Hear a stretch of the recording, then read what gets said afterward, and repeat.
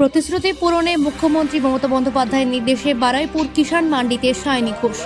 যাদবপুরে তৃণমূল কংগ্রেসের সাংসদ সায়নী ঘোষ বারুইপুর কিষাণ মান্ডিতে এলেন, কারণ মুখ্যমন্ত্রী মমতা বন্দ্যোপাধ্যায় কিছুদিন আগে নবান্নের প্রশাসনিক বৈঠকে বলেছিলেন কোল্ড স্টোর ও ফুড প্রসেসিং করবেন বলেছিলেন। তাই জায়গা দেখার জন্য কিষাণ মান্ডির আশেপাশে জমি আছে, সেই জমি পরিদর্শনে আসেন যাদবপুরের সাংসদ সায়নী ঘোষ। বারুইপুর পূর্ব বিধানসভা কেন্দ্রের বিধায়ক বিভাস সর্দার, বারুইপুর পঞ্চায়েত সমিতির সহসভাপতি শ্যাম সুন্দর চক্রবর্তী ও কৃষি আধিকারিক। দক্ষিণ 24 পরগনা থেকে অনিন্দিতা বর্ষের রিপোর্ট, সি প্রাইম নিউজ।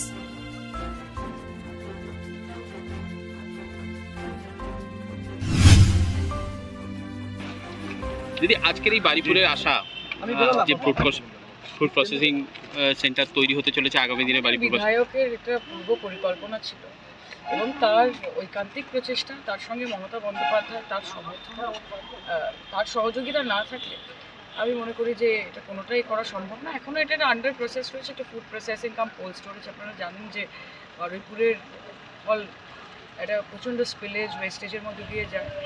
সেখানে দাঁড়িয়ে এটা বিধায়কের জন্যই আমি বারবার বলবো যে অনুভবী বিধায়ক, তিনি ভেবেছেন যে এটা একটা, তার সঙ্গে অনেক কর্মসংস্থানেরও একটা বিষয় আছে। আজকে ইন্সপেকশন ছিল, জায়গা দেখা হয়েছে এবং একটা বড়সড় মাপের পরিকাঠামো নিয়ে নামা হবে। মুখ্যমন্ত্রী আশ্বাস দিয়েছেন, ফলত যত তাড়াতাড়ি কাজ শুরু করা যায়। কতটা জায়গা করা হচ্ছে এটা নিয়ে